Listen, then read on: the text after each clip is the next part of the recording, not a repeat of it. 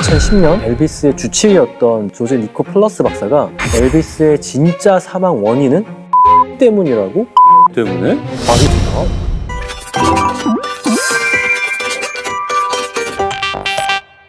내가 이야기 하나 해줄게.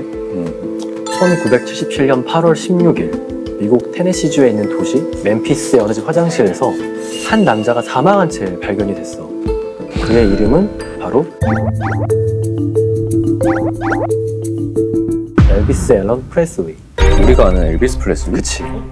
우리가 너무나 잘 아는 그 로큰롤의 황제 엘비스 프레슬리야. 근데 화장실에서 당시의 사인은 심장마비로 인한 돌연사였는데 2010년 엘비스의 주치의였던 조지 니코플러스 박사가 엘비스의 진짜 사망 원인은 바로 이것이라고 주장해가지고 세계적인 어떤 주목을 받게 돼. 엘비스의 사망 이유가 과연 뭔지 한번 우리가 생각해보는 시간을 가지려고 해. 마약인가? 뭐 이런 생각이 좀 약물 중독? 아니면 로큰롤의 황제니까 건호하게 취한 채로 화장실에서 샤워하고 나오다가 해가지고 실족을 해서 실족을 해서 뇌출혈. 그것도 충분히 그럴싸해. 엘비스 프레슬리가 사망한 진짜 이유는 그 박사님은 변비 때문이라고? 변비 때문에? 변비 때문이라고. 말이 되나? 12년 동안 그의 옆을 지켰고 그의 어떤 자서전에서 엘비스의 진짜 사망 원인은 심장마비가 아닌 그의 만성 변비다라고 이야기를 한 거야. 엘비스 프레슬리를 이렇게 부검을 했을 때 대장 길이가 8에서 9피트, 약 2.4m, 일반인들보다 거의 2배 가까울 정도로 길었고 죽기 전에는 체중이 거의 120kg까지 나왔거든.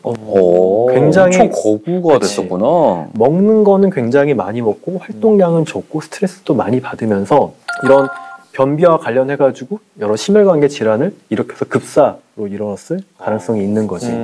박사님의 이야기를 보면은 너무 그동안 만성변비를 알아와가지고 인공학문 성형술을 하려고 했었대. 인공학문? 장르를 뽑나?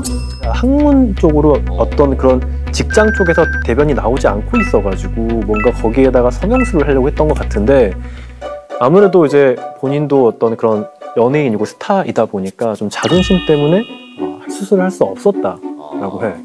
근데 수술 받았으면 살았을 것 같은데? 다른 것들을 모두 다 보정하더라도 만성 변비가 있는 사람들은 사망률이 높고 심혈관계 사망률, 심장마비나 뇌졸중, 뇌경색 같은 게 늘어나. 다른 거 없이 변비만으로 이렇게 차이가 나는구나. 둘은 뭐 어떻게 좀 변비로 좀 고생을 해본 적이 있나? 나는 사실 항상 비우고 사니까. 얘는 반대. 너무 많이 좀 설사를 많이 하지. 소유를 하지 않지. 소유, 무소유. 근데 보통 그런 정도 있잖아. 이게 우리가 여행 같은 걸 가면은 여행지에선 아무래도 노는 거에 정신 없고 나의 어떤 그런 배변 루틴이 깨지는 경우도 있잖아. 맞아. 그러니까 해외여행을 조금 길게 갈 때는 아무래도 보는 횟수가 조금 근데 나는 재능이 있어. 어디를 가도 여기서 제일 좋은 화장실은 저기겠다. 그걸 미리 파악해. 서칭을 해놓는 다 준비해놔. 왜냐면 나 무조건 갈 거니까.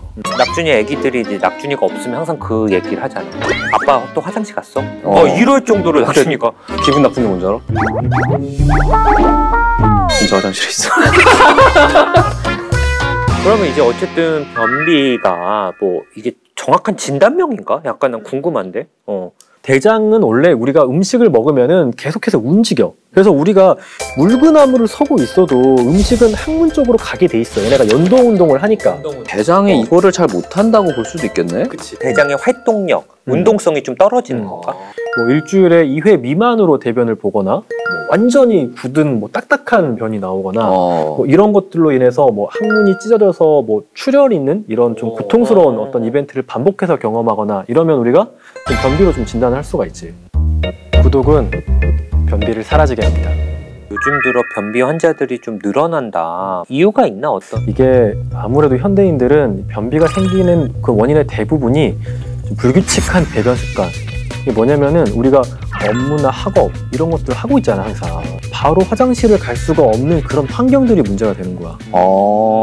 그치. 학교에서는 약간 수업 시간인데 선생님 하면 좀 그치. 또 여자 같은 경우에는 다이어트를 하면서 이런 식이섬유 섭취가 부족하면서 변비가 발생하는 경우도 많고 그리고 나이가 들면서 장의 운동 능력도 떨어지고 감각도 떨어지면서 변비가 생기는 경우도 이제 그렇구나. 많지. 뭐 대장암이나 뭐 갑상선 기능 저하증, 당뇨병 뭐 이런 병들도 궁극적으로는 좀 변비를 일으키게 되는 것들이지. 변비에도 종류가 있나? 변비에도 그 원인에 따라서 이제 굉장히 뭐 좀 다양한 종류들이 있는데 일반적으로 좀 알면 도움이 되는 좀 큰 분류들도 있어. 어떤 거? 첫 번째로는 이제 기질성 변비와 기능성 변비가 있어. 기질성 변비는 이제 뭐 대장암 같이 뭐 변이 내려가는 길을 좀 막는, 그치. 어떤 병이 있는 거야. 기계적인 어떤 장애물이 있는 거지. 그치. 그거는 뭐 그 변비가 생기는 근본적인 원인이 있는 거니까 그 원인에 대한 어떤 검사나 처치가 반드시 필요하지. 그래서 우리가 변비를 처음 갑자기 생긴 변비를 좀 너무 우습게 보지 않아야 되는 이유가 폭이 이렇게 막고 있을 수도 있으니까 그런 거를 어쨌든 기질성 변비라고 하는구나. 기능성 변비는 뭐 이런 특정 원인 질환 없이 어떤 대장 기능에 이제 문제가 생겨가지고 발생하는 변비를 말하는데 대부분은 이제 여기에 해당이 되지. 그럴 것 같아. 그치. 근데 이 기능성 변비에서도 크게 세 가지 좀 나눌 수가 이것도 있는데 세 가로? 이완성, 경련성, 직장형 변비가 있어. 이건 전혀 뭐 이해가 안 돼. 뭔 소린지 하나도 모르겠는데?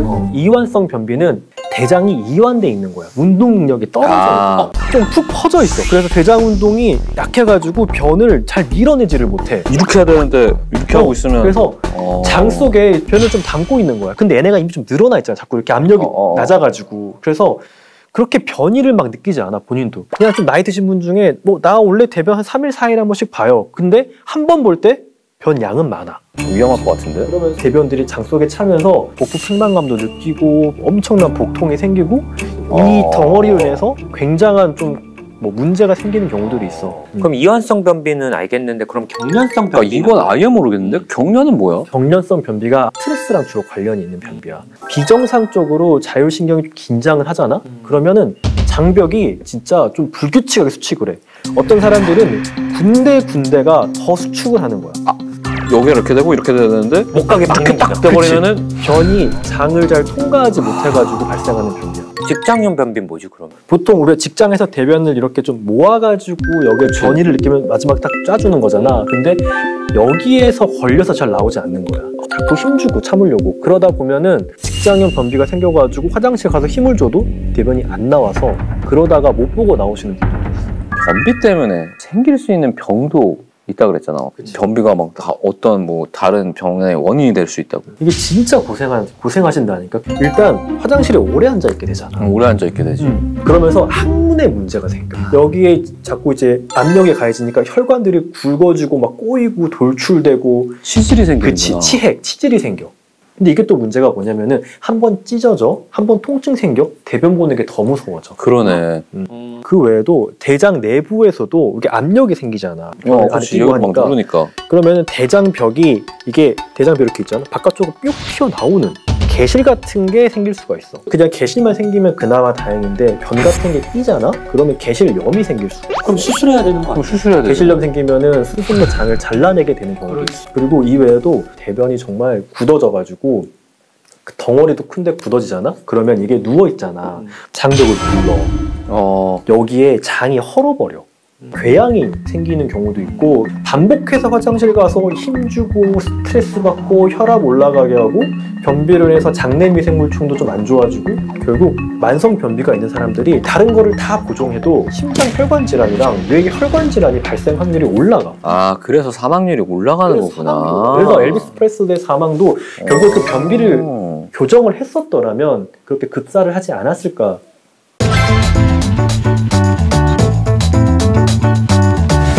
변비가 계속되면 살이 찐다.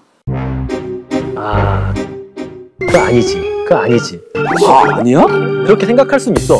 비만인 분들이 변비를 가지고 있는 경우가 자주 있어. 변비가 있다고 비만이 되는 건 아니야. 변비는 다이어트의 적이다 이런 말이 있는데 먹는 양을 일단 줄인단 말이야. 그치. 그럼 아까 말한 대로 변이 될 원료 자체가 줄어들어. 먹는 게 줄어들어서 변비를 경험하게 되는 분들이 많아. 그런데 다이어트 자체가 사실 먹는 걸 바꾸는 게 굉장한 스트레스거든. 행복하지 않지. 그치. 그런데 변비도 스트레스야. 그렇게 스트레스와 스트레스가 겹치니까 고통스러울 수 있는 다이어트를 더 힘들게 하니까 어떤 변비가 다이어트의 적이라고 이야기하지. 이렇게 들어보니까 이렇게 만성 변비가 있으면 좀 우울증 생길 수도 있을 것 같은데? 건강한 마음은 건강한 몸으로부터 나온다라는 그런 말이 있잖아. 실제로 좀 정신과 의사로서 진료를 하다 보면은 진짜 건강한 몸에 건강한 정신이 깃든다라는 게 정말 느껴지거든. 장은 제2의 뇌다라는 말이 많이 들어봤어. 그래서 장내 미생물이 이런 면역 조절 물질들, 신경 전달 물질을 조절해서 좀 중추신경계에 영향을 준다라는 말도 있고, 실제로 연구들에서 프로바이오틱스가 우울감을 개선시킨다는 연구들도 있어. 운동이나 식습관 등을 좀 건강하게 가져가 보면 변비에도 좀 도움이 되겠지만 우울증에도 도움이 되는 걸 보면 좀 어떤 밀접한 관련이 있지 않을까라는 생각이 좀 들긴 들어. 그러면 모닝똥은 변비에 좋다? 아, 좋지. 왜 그래? 왜?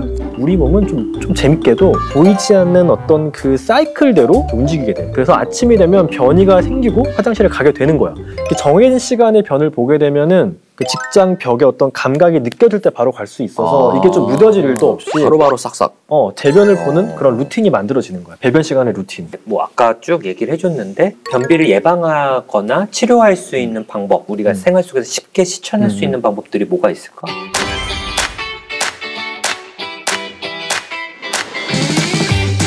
첫 번째로는 잘 먹어야 돼. 현미밥, 콩, 채소, 과일, 견과류 같이 어떤 식이섬유가 풍부한 음식을 우리가 좀 의식적으로, 규칙적으로 먹는 것이 좋고, 흰쌀보다 뭐 잡곡, 그치. 뭐 이런 좀 쪽이네. 식이섬유가 많은 그런 게 더 좋아. 이런 걸 먹을 때 꼭 생각해줘야 되는 게 충분한 물을 마셔줘야 돼. 물. 식이섬유만 먹으면 안 돼. 섬유질이랑 물이 함께 있어야 이 섬유질이 물을 많이 흡수하면서 대변이 더 부드러워지는 거거든. 세 번째는 항상 자기만의 배변 보는 시간을 갖는 게 좋아. 배변을 하는 루틴을 만들어 놓으면은 우리 몸은 그 사이클대로 움직이게 돼. 그리고 또 네 번째로는 배변을 할 때 좀 더 다리가 올라가줘야 되거든. 그래야 좀 쾌변을 할 수 있는 거야? 이렇게? 그래서 그냥 잘 보시는 분들은 괜찮지만 이게 좀 시원하게 안 나오시는 분들인 것 같다. 그러면은 한 15에서 20cm 정도 되는 이제 발 받침대를 이렇게 밟고 항문이랑 직장의 각도, 변이 쉽게 이제 배출되는 각도를 만들어줄 수가 있고, 결국 이제 아까 말한 대로 대장의 운동은 자율신경계가 조절을 하기 때문에 꾸준히 평상시에 스트레스를 관리할 수 있는 운동을 해준다거나 뭐 명상이나 반신욕 같은 걸 해서 내 몸을 좀 이완시켜주면은 이게 내 대장의 운동을 좀 잡아줄 수가 있는 거야. 많이들 뭐 유산균, 식품을 먹는 게 또 좋다. 좀 이거는 어떨까? 그러니까 근데 사람에 따라서 수용 속 식이섬유류를 먹거나 아니면 뭐 유산균제를 먹는 게 도움이 되는 사람들이 있어. 사람에 따라서. 사람에 따라서 100%는 아니구나. 그게 중요해. 그러니까 100% 효과가 있다고 할 수는 없고 개인차가 사실 이거는 굉장히 커. 그래서 이거는 정말 자기가 먹어보고 나한테 괜찮다, 내가 효과가 있더라 그러면 쓰시면 되는 거고, 변비가 심하면은 변비약을 먹으면 좋아. 어떤 자기한테 맞는 변비약을 제대로 먹는 건 좋아. 근데 변비약에도 좀 종류가 있어가지고 그걸 좀 알고 먹는 게 좋아. 어떤 게 있지? 먼저 첫 번째로는 대변 자체에 좀 부피를 늘려주는 팽창성 완화제라는 게 있어. 약간 식이섬유를 많이 먹는 거랑 비슷한 그치? 느낌이네. 그거랑 좀 비슷한 느낌이야. 비교적 이건 안전해. 근데 이게 안쪽에서 이렇게 좀 이렇게 수분을 흡수하면서 이게 좀 커지기 때문에 가끔씩 좀 복통이 있는 너무 부분이 있긴 눌러서 하지만 너무 커져서 충분한 물과 함께 또 먹어주면은 이렇게 식사량이 좀 부족하신 분들은 이게 좀 쭉 내려가면서 대변을 이렇게 좀 보게 해줄 수가 있지. 또 이거 말고 좀 비슷하지만 좀 다른 기전으로 작용하는 게 병원에서 많이 쓰는 건데 또 마그네슘이나 락툴로스, 삼투성 완화제라고 우리가 그걸 이야기하거든. 이거는 대장 내부로 수분을 끌어들이는 거야. 그러니까 안에 있으면 이렇게 물을 끌어당겨가지고 이것도 변의 부피를 어쨌든 그치. 좀 늘리는. 좀 그 물을 끌어당겨 주니까 대변이 좀 부드럽게 해서 대변을 맞네. 좀 이렇게 잘할 수 있게 도와주는 거야. 주의해서 써야 되는 게 있는데 자극성 완화제라는 게 있어. 이거는 항문에 넣는 것도 있고 먹는 것도 있거든. 장 점막을 좀 자극하고 대장 근육 축을 좀 유도해가지고 좀 강제로 배변을 일으키는 그런. 그래서 이거는 반드시 단기간만 써야 돼. 만약에 남용하게 되면은 오히려 대장 기능이 오히려 약화가 되고 굉장히 심각한 변비가 올 수도 있어. 그럼 변비약은 좀 어떻게 선택해야 되지? 지금 막 종류도 다양하고.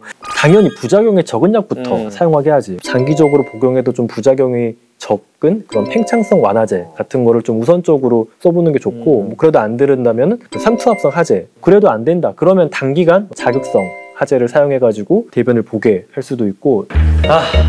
여러분도 일일일동하세요. 기분이 좋습니다. 자, 오늘 이렇게 좀 아주 중요한 그리고 많은 분들이 고생하고 있는 좀 변비에 대한 이야기를 해봤는데 좀 어떤 것 같아요? 일단은 뭐 약간 엘비스 프레슬리 얘기부터 시작을 해서 약간 흥미를 끌려고 하는 노력이 좀 많이 보였던 것 같아요. 그렇게 받아들였다니 굉장히 다행이네요. 제대로 감탄했네. 진짜 중요하지만 지루할 수 있는 도입부를 노력했다. 그러게. 고민을 굉장히 많이 했다. 그거 참 대단한데? 대단한 것 같아. 젊었을 때는 좀 불편해 부끄러워라고 생각을 하지만 그 궁극적으로는 우리의 수명까지 낮출 수 있는 그런 심각한 결과를 초래할 수가 있으니까 이 영상을 공유하셔가지고 일일일동할 수 있게 우리 도와줍시다. 지금까지 우리는 닥터프렌즈였습니다. 엘비스 프레슬리는 땡땡땡에서 사망했다.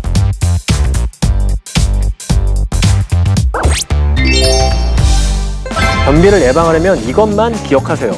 첫째, 식이섬유와 물을 충분히 규칙적으로 드세요. 둘째, 나만의 배변 루틴 시간을 만드세요. 셋째, 운동, 명상, 반신욕을 통해서 스트레스를 관리해주세요.